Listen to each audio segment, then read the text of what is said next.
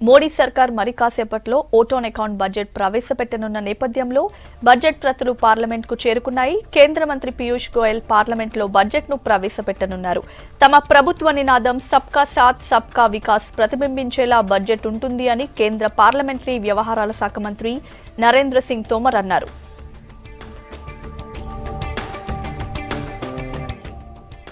11 గంటలకు లోక్సభలో మధ్యంతర బడ్జెట్ ప్రవేశపెట్టనున్నారు తాత్కాలిక ఆర్థిక మంత్రి పీయూష్ గోయల్. ఎన్నికలకు ముందు బడ్జెట్ కావడంతో మధ్యంతర బడ్జెట్లో భారీగా తాయిలాలుంటాయి అనే అంచనాలు అంతటా ఉన్నాయి. ఓటర్లను ప్రసన్నం చేసుకునేలా కేటాయింపులు ఉండొచ్చు అని భావిస్తున్నారు ఆర్థిక రంగ నిపుణులు.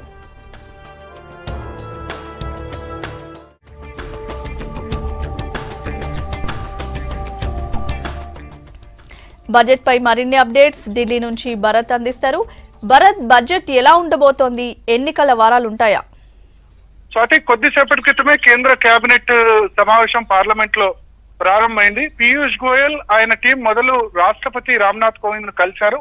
కలిసి బడ్జెట్ కు సంబంధించిన వివరాలని ముందుగా ఆయనకు ఎక్స్ప్లెయిన్ చేశారు. ఆ తర్వాత కొద్దిసేపటి క్రితమే పార్లమెంట్ చేరుకున్నారు. పార్లమెంట్ లో కేంద్ర కేబినెట్ మీటింగ్ కొద్దిసేపటి క్రితం జరుగుతోంది, ప్రారంభమైంది. కేంద్ర కేబినెట్ సమావేశం ముగిసిన వెంటనే 11 గంటలకు బడ్జెట్ ప్రవేశపెట్టబోతున్నారు. అయితే ముందుగా ఈ బడ్జెట్ గురించి చాలా ఎక్స్పెక్టేషన్స్ ఉన్నాయి, ఎందుకంటే ఎన్నికలకు ముందు వస్తున్న బడ్జెట్.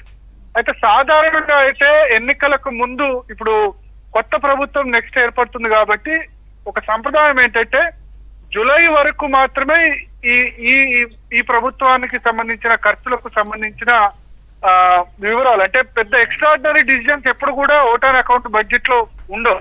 ఎందుకంటే ఆ బాధ్యత కొత్త ప్రభుత్వానిగా భావిస్తూ ఉంటారు. ఎందుకంటే ఇప్పుడు మేలో ఎలక్షన్ జరుగుతాయి, జూలైలో మళ్ళీ కొత్త ప్రభుత్వం వచ్చిన తర్వాత, అది బీజేపీ ప్రభుత్వం వచ్చినా కాంగ్రెస్ ప్రభుత్వం వచ్చినా మళ్ళీ జూలైలో మళ్ళీ కొత్తగా బడ్జెట్ ప్రవేశపెట్టాల్సి ఉంటుంది.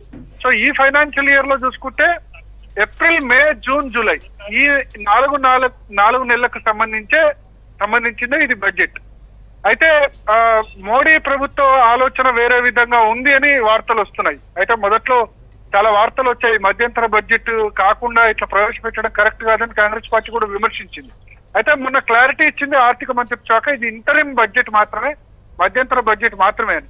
అయితే మధ్యంతర బడ్జెట్ లో ఎక్కడ కూడా గతంలో 2004కు ముందు కానీ 2009లో కానీ 2014లో కానీ ఇన్కమ్ ట్యాక్స్ లిమిట్, ఆదాయ పన్ను పరిమితి పెంచిన పరిస్థితి ఎప్పుడు కూడా మధ్యంతర బడ్జెట్ లో లేదు.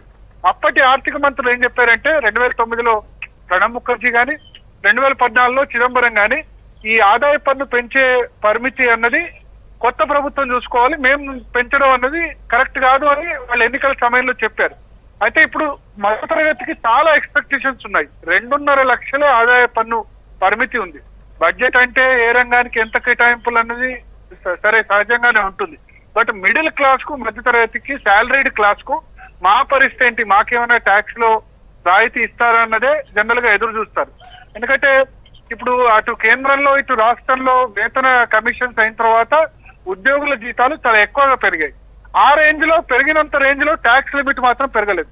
సో కనీసం 5 లక్షలన్నా చేయాలని సామాన్య ప్రజలు భావిస్తున్నారు. మరి ఈ నేపథ్యంలో ఇది మధ్యంతర బడ్జెట్ కాబట్టి చేయకుండా ఉంటారా, లేకపోతే ఎన్నికల ముందు మిడిల్ క్లాస్ ను ఆకట్టుకోవాలన్న ఉద్దేశంతో, ఇది మధ్యప్రదేశ్, ఛత్తీస్గఢ్, రాజస్థాన్, తెలంగాణలో బీజేపీ ఓటమి పాలైంది. ఈ నేపథ్యంలో మధ్య తరగతిని ఆకట్టుకోవాలంటే కనీసం 5 లక్షలు ఇది బడ్జెట్ ఇన్కమ్ ట్యాక్స్ లిమిట్ ను ఈ బడ్జెట్ లోనే అనౌన్స్ చేస్తే బాగుంటుందని బీజేపీ నుంచి, మిగతా వర్గాల నుంచి ఆర్థిక మంత్రి మీద ఒత్తిడి ఉంది. దాన్ని ఏం చేస్తారన్నది చూడాల్సి ఉంది. అయితే డైరెక్ట్ టాక్సెస్ ను బడ్జెట్ ప్రసంగం చివరిలో లాస్ట్ లో చదువుతారు. సో ఆ లాస్ట్ లో ఏం చెప్తారు అన్న దాని మీద చాలా ఇంట్రెస్ట్ ఉంది. ఇక ఇన్కమ్ ట్యాక్స్ లిమిట్ కాకుండా ఇంకా వేరే విషయాలకు వస్తే రైతులను ఏ విధంగా ఆదుకుంటారు, రైతులకు సంబంధించి ఎన్డీఏ సర్కార్ 5 ఏళ్లలో పెద్దగా చేసింది ఏమీ లేదు, కేవలం ప్రకటనలు మాత్రమే ఉన్నాయి. ఆదాయాన్ని రెట్టింపు చేస్తాం, రైతుల ఆదాయాన్ని రెట్టింపు చేస్తాం 2022 వరకు అని చెప్పారు, కానీ ఆ దిశగా ఎటువంటి చర్యలు తీసుకోలేదన్న విమర్శ ఉంది. ఈ నేపథ్యంలో మరి రైతు బంధు లాంటి పథకాన్ని ఏమైనా ప్రవేశపెట్టే అవకాశం ఉంది అని చాలా రకాలుగా వార్తలు వచ్చాయి. ఈ నేపథ్యంలో బడ్జెట్ లో దీనికి సంబంధించి ఏమైనా అనౌన్స్మెంట్ ఉంటుందో రైతు బంధు లాంటి పథకం, ఎందుకంటే ఆల్రెడీ మోడీ రూల్డ్ అవుట్ చేశారు. ఎటువంటి రుణమాఫీ, ఫార్మ్ లోన్ వేవర్ అయితే దానివల్ల ఎటువంటి లాభం లేదని చెప్పారు. సో సో లాభం లేదు రుణమాఫీ అని చెప్పిన తర్వాత మోడీ మళ్ళీ దాన్ని రుణమాఫీ చేస్తారని అనుకోం.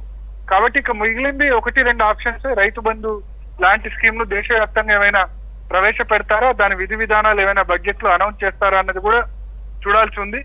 ఎక్స్పెక్టేషన్స్ అయితే చాలా ఉన్నాయి బడ్జెట్ లో. ఇంకొకటి జిఎస్టీ రిజైమ్ వచ్చిన తర్వాత ఇండైరెక్ట్ ట్యాక్సెస్ అంటే పరోక్ష పన్నుల విషయాలు ఏవి కూడా బడ్జెట్ లో అనౌన్స్ చేయాల్సి రాకుండానే జిఎస్టీ కౌన్సిల్ నిర్ణయం తీసుకుంటుంది. గతంలో బడ్జెట్ అంటే ఏ వస్తువుల ధరలు పెరుగుతాయి, ఏ వస్తువుల ధరలు తగ్గుతాయి, ఇటువంటివన్నీ బడ్జెట్ ఆధారంగా డిసైడ్ అయ్యేది. కానీ ఇప్పుడు తాజాగా వచ్చిన జిఎస్టీ రిజైమ్ తర్వాత ఈ పరోక్ష పన్నుల విషయాన్ని జిఎస్టీ కౌన్సిల్ చూసుకుంటుంది. కాబట్టి బడ్జెట్ ద్వారా అంశాలు ఏవి కూడా తేలడం లేదు. సో అల్టిమేట్ గా ఇండైరెక్ట్ ట్యాక్సెస్ సంబంధించి ఉన్నది ఒకటి ఆదాయ పన్ను పరిమితి, రెండవది రైతులకు ఏమైనా అనౌన్స్ చేస్తారా, ఎటువంటి తాయిలాలు ప్రకటిస్తారు. ఈ రెండింటి మీదే బడ్జెట్ గురించి అందరి చూపు ఉంది. స్వాతి భరత్, మరి రాహుల్ గాంధీ కనీస ఆదాయం స్కీమ్ ప్రకటించారు కదా, మోడీ సర్కార్ అలాంటిది ఏదైనా స్కీమ్ ప్రకటించే ఛాన్సెస్ ఉన్నాయా? ఎస్, మీరు అన్నట్టు అది మోడీ ప్రభుత్వం అనౌన్స్ చేయబోతుందని తెలిసే రాహుల్ గాంధీ ఆ విధంగా 3 రోజుల ముందు అనౌన్స్ చేశారు ఛత్తీస్గఢ్ లో అని బీజేపీ వర్గాలు చెప్పాయి. మరి బడ్జెట్ లో ఉంటుందో లేదా అన్నది చూడాల్సింది. నిజానికి 2016-17లోనే ఆర్థిక సర్వేనే పేర్కొంది యూనివర్సల్ బేసిక్ ఇన్కమ్, కనీస ఆదాయ పథకం అన్నది ఉండాలి, కనీస ఆదాయం అన్నది ఉండాలి. చాలా వరకు కూడా రిచ్ మళ్ళీ ఇంకా రిచ్ అవుతున్నారు, పూర్ ఇంకా పూర్ అవుతున్నారు. ఈ నేపథ్యంలో కనీస ఆదాయ సెక్యూరిటీ అన్నది ఖచ్చితంగా ఉండాల్సిన అవసరం ఉందని ఆర్థిక సర్వే చెప్పింది, మోడీ ప్రభుత్వం ప్రవేశపెట్టిన ఆర్థిక సర్వేని. సో దాన్ని ఇంప్లిమెంట్ చేస్తారా, ఇది ఇంప్లిమెంట్ చేస్తే గనక నెలకు ఎంత ఉండొచ్చు, కనీస ఆదాయంగా నెలకు ఎంత ప్రకటించే అవకాశం ఉంది, దాన్ని డైరెక్ట్ బెనిఫిట్ ట్రాన్స్ఫర్ ద్వారా అంటే ఇప్పుడు జన్ధన్ యోజన అకౌంట్స్ తెలిసారు, ఆ జన్ధన్ యోజన అకౌంట్ ద్వారా నేరుగా ఖాతాల్లో వేస్తారా, ఎన్నికలకు ముందు అది కూడా ఒకటి ప్రకటించి ఎన్డీఏ ఎన్నికలకు వెళ్తుందా అన్న ఎక్స్పెక్టేషన్స్ కూడా ఉన్నాయి. ఏదేమైనా ఇంకొక 15 గంటలో బడ్జెట్ ప్రారంభం కాబోతుంది. చాలా అంచనాలు అయితే బీజేపీ వాళ్ళైతే చెప్తున్నారు మోడీ దగ్గర ఇంకా చాలా సిక్సర్స్ ఉన్నాయి, ఇంకా మాస్టర్ స్ట్రోక్స్ చాలా ఉన్నాయి. మొన్న ఈబీసీలకు ఎవరు ఊహించని విధంగా 10% రిజర్వేషన్ ప్రవేశపెట్టారు. అయోధ్య విషయంలో మొన్న ఒక కీలక నిర్ణయం తీసుకున్నారు, వివాదాస్పదం కాని భూమిని రామజన్మభూమి ట్రస్ట్ కు బదలాయించాలని సుప్రీంకోర్టులో పిటిషన్ వేశారు. ఇట్లాగా బడ్జెట్ లో కూడా చాలా వరకు ఉంటాయి, ఎవరు ఊహించని థింగ్స్ ఉంటాయన్న ఆలోచన అయితే ఉంది. అనేది అన్ఫార్చునేట్లీ ఏంటంటే ఇది కేవలం 4 నెలలకు ప్రవేశపెట్టే బడ్జెట్ మాత్రమే. ఇంతకు ముందు ఇటువంటి తాయిలాలు ప్రకటించిన పరిస్థితి లేదు. మరి ఈసారి కొత్తగా ఈ ప్రభుత్వం ఈ తాయిలాల్ని ఇంటరిమ్ బడ్జెట్ లోనే ప్రవేశపెడుతుందా, యూనివర్సల్ బేసిక్ ఇన్కమ్ లేకపోతే రైతు బంధు లాంటి స్కీమ్. లాస్ట్ బడ్జెట్ లో ఆయుష్మాన్ భారత్ స్కీమ్ ను లాస్ట్ బడ్జెట్ లో అనౌన్స్ చేశారు. సో ఈ బడ్జెట్ లో ఇంకా ఇటువంటివి ఏమైనా హెల్త్ గానీ ఎడ్యుకేషన్ విషయంలో ఇంకా ఏమైనా ప్రత్యేకమైన పథకాలు ఉంటాయా అన్నది అయితే ఖచ్చితంగా వేచి చూడాల్సిన అంశం. Swathi. Right, thank you Bharat.